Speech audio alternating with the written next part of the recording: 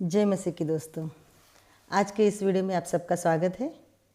दोस्तों, आज से हम देखेंगे जो बाइबल में जो इंसान है, जो परमेश्वर के सेवक है, परमेश्वर के दास है, भक्त है, उनके बारे में हम एक एक करके जानेंगे।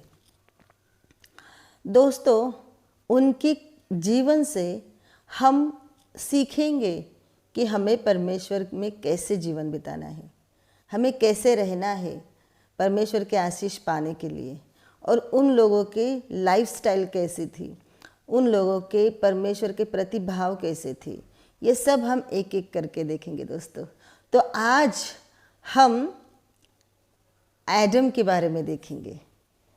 एडम जो परमेश्वर ने बनाया हुआ इंसान, सबसे पहला इंसान, सबसे पहला।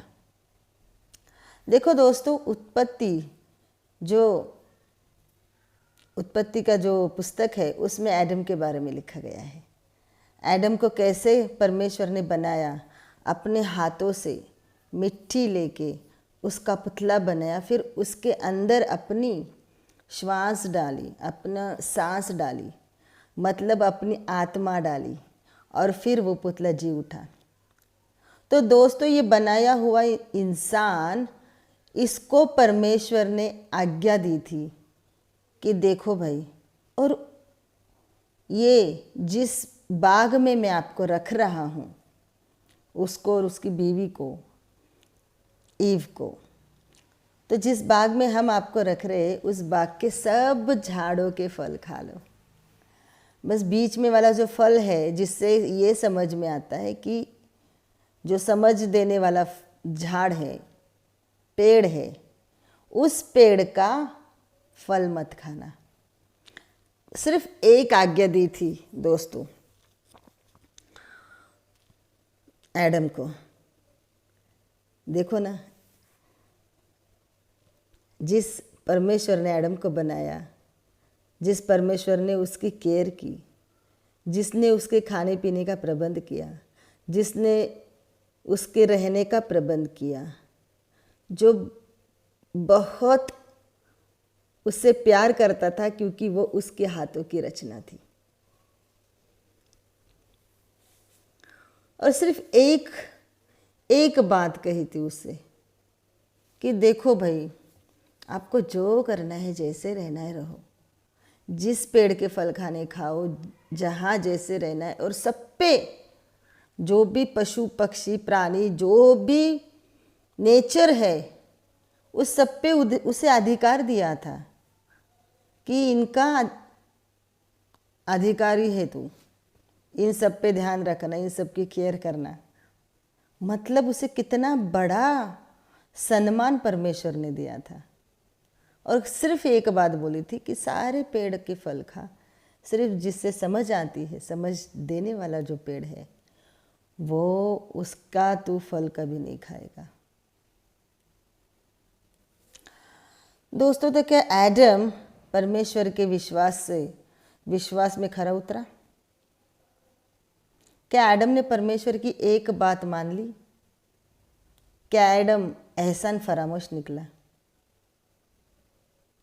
दोस्तों, एडम ने परमेश्वर की बात टाल दी। बड़े दुख की बात है, बड़े दुख की बात है।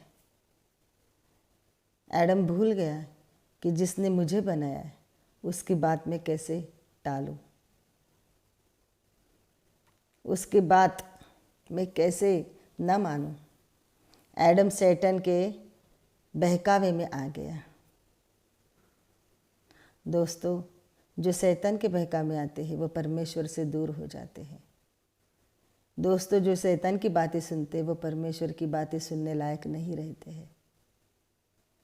तो दोस्तों, आदम के जीवन से हम ये सीखेंगे कि हमें परमेश्वर की वाणी हमेशा सुननी चाहिए, हमें एहसान फरामोश नहीं होना चाहिए।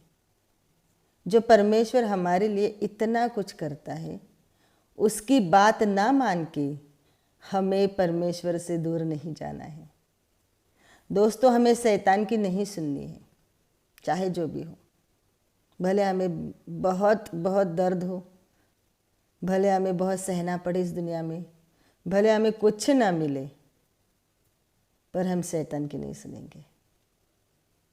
शैतान बहुत होशियार है, हमें इसने उस तरीके से बहकाने की कोशिश करेगा, बट हमें सावधान होना रहे।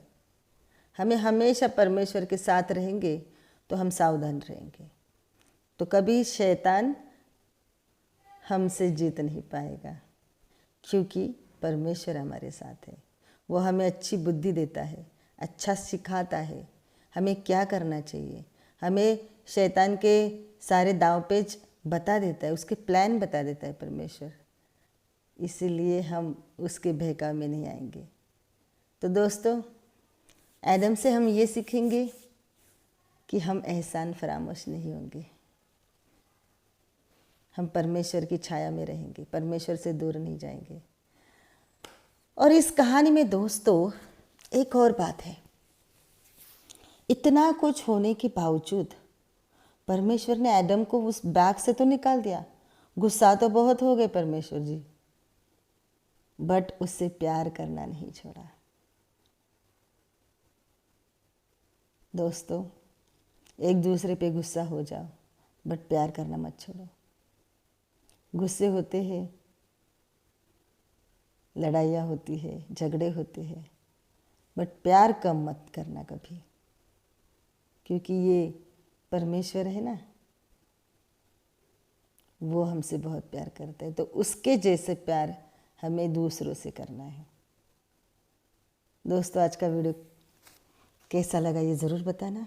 अगर आप अच्छा लगा हो तो मेरे चैनल को सब्सक्राइब ज़रूर करना और इस वीडियो को लाइक और शेयर करना।